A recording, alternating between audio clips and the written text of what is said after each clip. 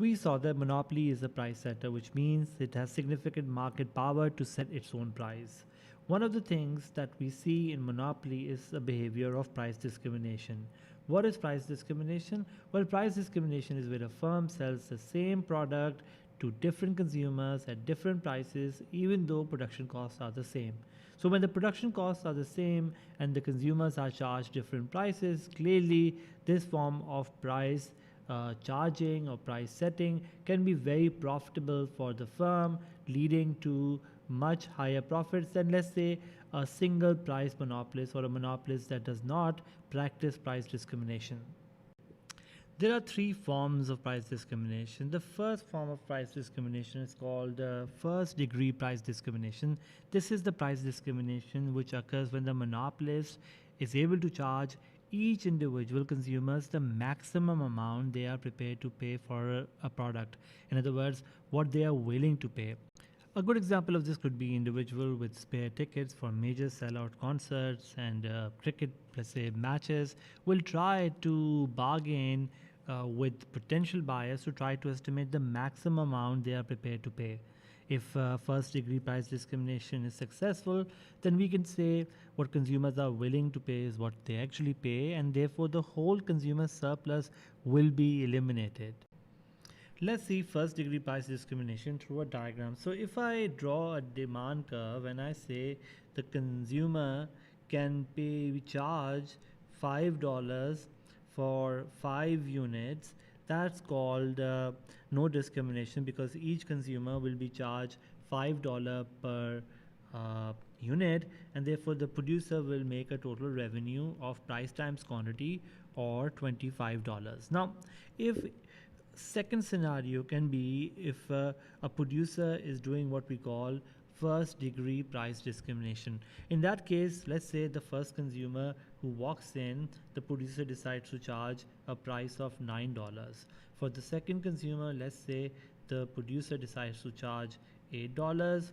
For the third consumer, he continues to charge a different price, for example $7. And the fourth unit, he, let's say, sells at another price, let's say $6. Now look at this, that each of these prices are on the demand curve, which means these are the prices consumer was willing to pay. So total revenue in this case, when you are doing price discrimination, where you're charging each consumer a price what he's willing to pay, will be 9 plus 8 plus 7 plus 6 plus 5. So rather than having $25 for 5 units, which is 5 times 5, we are charging each for each unit a different price, and therefore this will add up to $35, which means my new total revenue, let's call it total revenue 1, will be higher by $10 because of the first degree price discrimination. Now, one may argue that first degree price discrimination is fairly rare in the real world, because it's very hard to find out what consumers are willing to pay, and they will definitely not tell you what they're willing to pay, because that's something they will hide. However, if producer is successful to do first degree price discrimination, then this is the most profitable sort of form of price discrimination, because here the whole consumer surplus, which was this region, which is under the demand curve above the market price, is now producer surplus. Consumer is exactly paying what he was willing to pay. Let's now move on to the second degree price discrimination. In the second degree price discrimination, the firm charges different prices according to how much they purchase. So for example, if I am a consumer, I purchase less unit, I may have a different price than another consumer who might be purchasing much more. A good example of this is how often utility companies operate, like electricity and gas providers. What they do is that they may have a lower price for the first number of units, the essential ones, and then a higher price for any extra unit consumed. And this may make sense, because if you are a poor consumer, you may use less electricity or less gas than, let's say, if you are a rich consumer who might have more appliances and therefore more electricity use. Now we can see this example. Let's say that I use 25 units and each unit is sold for $5. This means the total revenue that I'm generating as a consumer will be $125. But what about I can do price discrimination, and let's say I can charge for the first 10 units, the essential one, a price of let's say $5, but then the next 10 units I can charge a price of $10, and the last 5 units I can charge a price of, for example, $20. Now this would mean I can get $50 for the first 10 units, $100 for the next 10 units, and then another $100 for the last sort of 5 units, which means this way I can make double the revenue, or $250, because now I am charging different prices for different quantity bought. Another example of second degree price discrimination could be, buy one get one free, or two for X dollar kind of offers. All of these mean that the quantity may determine how much price you will be paying ultimately. Let's move on to a third degree price discrimination. In this, consumers are charged different prices as they are grouped into two or more independent markets. A good example of this could be students or older people may get discounted bus fares. The young and or old may get cheaper access to, let's say, any sporting event, or for example, you may have different price charge when you buy or when you travel during rush hour or non-rush hour. So these are different examples of price discrimination of third degree, where we are trying to sort of put consumers in different groups and try to discriminate according to the elasticity of demand.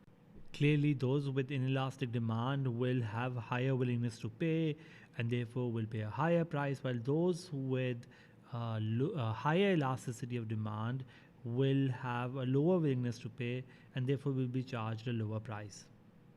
There are three conditions which are necessary for price discrimination to take place. The first one is that the firms must have a market power. In other words, price discrimination is not possible in a perfectly competitive market where no seller has the power to charge other than the market going price. So price discrimination can take place only where firms have some ability to vary the price, or in other words, when the firm faces a downward sloping demand curve, which means not perfectly elastic demand curve. The second important assumption or condition which is necessary for price discrimination is that the consumers must have different elasticities of demand for the product. Different elasticity of demand means different willingness to pay. If they do not have different elasticities, then they would not be prepared to pay different prices for the product. It follows that a consumer with relatively inelastic demand will be prepared to pay a higher price because he may need the good much more than somebody with a relatively elastic demand. So when do we have different elasticities of demand, we can say the firm then will have the ability to charge a different price.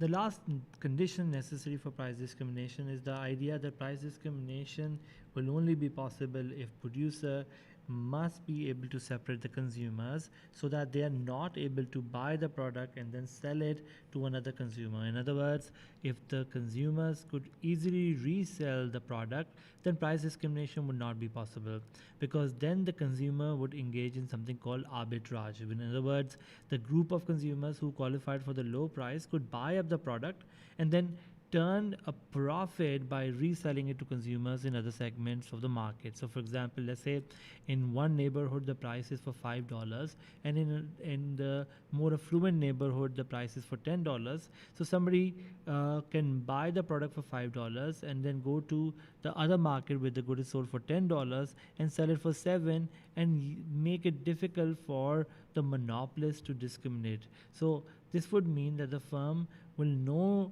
longer be able to sell at a higher price and would no longer be able to discriminate, because the consumers are taking advantage of this arbitrage. So when these three conditions are true, we can say price discrimination will be possible. And we saw there are three forms of these price discrimination, and clearly since we can charge different consumers different prices, price discrimination will be very profitable for firm that is practicing it.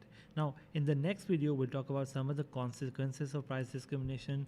In other words, we look at pros and cons for consumers and producers and see whether price discrimination is desirable at large for general public.